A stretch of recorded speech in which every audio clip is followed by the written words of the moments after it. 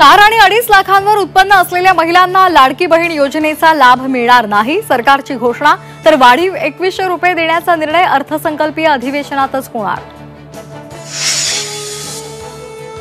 शरद पवार आणि छगन भुजबळ आज एकाच मंचावर। पुण्यामध्ये सावित्रीबाई फुले यांच्या जयंतीनिमित्तानं दोन्ही नेते एकत्र। साताऱ्यातील नायगावमध्ये आज सावित्रीबाई फुले यांच्या जयंतीनिमित्तानं कार्यक्रम। मुख्यमंत्री, दोन्ही उपमुख्यमंत्री उपस्थित राहणार। वाल्मी कराडची चौकशी ऑन कॅमेरा करा, अंजली दमानिया यांची मागणी। त्याच्या खोलीतही सीसीटीव्ही ठेवण्याची मागणी।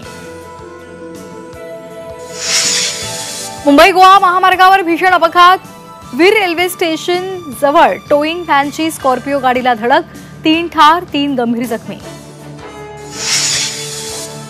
रोहित शर्माचा मोठा निर्णय, बॉर्डर गावस्कर ट्रॉफीच्या शेवटच्या कसोटी सामन्यामध्ये स्वतः विश्रांती घेतली।